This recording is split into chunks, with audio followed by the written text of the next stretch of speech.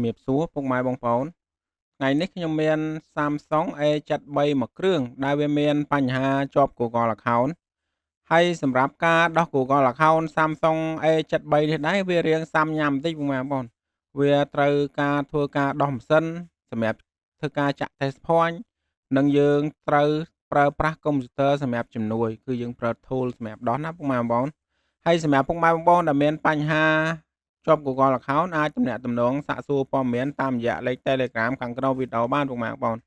ហ្នឹងហើយសម្រាប់ម៉ាស៊ីនហ្នឹងគឺយើងត្រូវការធ្វើការដោះពុកម៉ែបងប្អូនយើងដោះតែមួយគូតក្រោយហ្នឹងយើងអត់មានដោះអីវែងឆ្ងាយទេ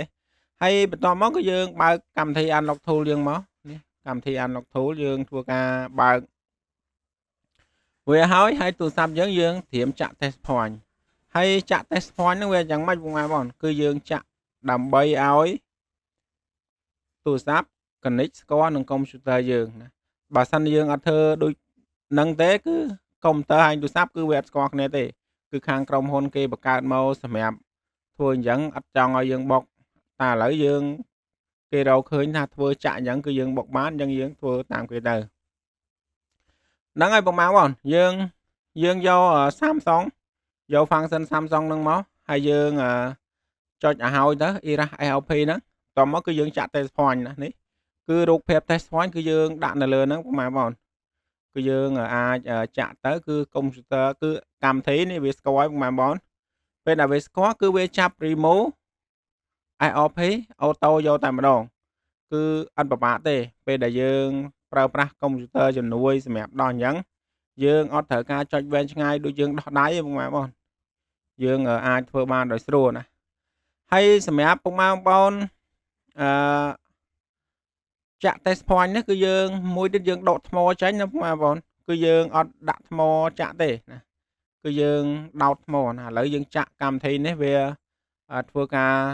format SLP នឹងហើយអញ្ចឹងយើងធ្វើការបើកម៉ាស៊ីនមើលដើម្បីឲ្យប្រកាសថាការធ្វើរបស់យើងបានជោគជ័យ 100% អត់ពុកម៉ែបងប្អូនហើយសម្រាប់ពុកម៉ែបងប្អូនដែលមានបញ្ហាទូរស័ព្ទជាប់ Google Account model ផ្សេងគ្រប់ model ពុកម៉ែបងប្អូនអាចទំនាក់ទំនងឬក៏សាកសួរព័ត៌មានបានតាមរយៈលេខ Telegram ដែលមាននៅខាងក្រោមវីដេអូណា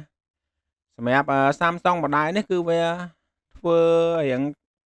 សាំញ៉ាំបន្តិចក៏ប៉ុន្តែយើងធ្វើបានអត់អីអត់ជាបញ្ហាទេពុកម៉ែបងប្អូនគឺយើងគ្រាន់តែធ្វើការចាក់ test point ប៉ុណ្ណឹងហើយយើងមូខ្ចៅចូលវិញគឺបានហើយ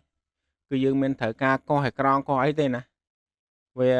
បាត់តែវាចាក់ test point មែនតែវាធ្វើងាយធ្វើតិចទៅលើទូរស័ព្ទហ្នឹងអញ្ចឹងគុណភាពវាគឺនៅដូចតែមុនអញ្ចឹងម៉ែបងសម្រាប់ការប្រើប្រាស់របស់យើងហើយសម្រាប់ការចាក់ test point នេះគឺយើងគ្រាន់តែចាក់ឲ្យកុំព្យូទ័រស្គាល់ជាមួយនឹងទូរស័ព្ទទៅម៉ែបងគឺយើងអត់តម្រូវឲ្យធ្វើអីផ្សេងទៀតទេអាហ្នឹងគឺគោលដៅគោលការណ៍វាគឺត្រូវធ្វើអញ្ចឹងសម្រាប់ model Oppo សុំទោសបងប្អូនសម្រាប់ model Samsung A73 បងប្អូននេះឥឡូវយើងធ្វើការដោះហើយបងប្អូនយើងធ្វើការ activate វាមកបងប្អូនតើការដោះរបស់យើងបានជោគជ័យ 100% អត់នេះយើងធ្វើការ activate វាមកណាយើង activate ហើយចាំយើងចាប់ខ្ចៅចូលវិញក៏បានដែរវាមិនជាបញ្ហាអីទេហ្នឹងហើយបងប្អូនសម្រាប់ការដោះ Google account យើងគឺលឿនដែរតែយើងធ្វើតាម tool សម្រាប់ដោះអញ្ចឹងគឺយើងប្រើប្រាស់កម្មវិធីដោះគឺលឿនទេបងប្អូនអ្វីដែលនៅសល់គឺយើង activate ទៅបានដែរសម្រាប់ការ activate នោះក៏មិនពិបាកដែរគឺវាមានភាពងាយស្រួលដែរទេវាយើងសំខាន់គឺកម្មវិធីវា remove code remove ALP ដាច់ហើយអញ្ចឹងពេលដែលយើងចុចត្រង់នេះយើងចុចទៅមុខទៅក្រោយមិនក៏បានឲ្យទៅដល់អញ្ចឹងនៅក្នុងវីដេអូនេះគឺមានតែប៉ុណ្្នឹងទេពុកម៉ែបងប្អូនជាចុងក្រោយកុំភ្លេចជួយ Subscribe Channel មួយផង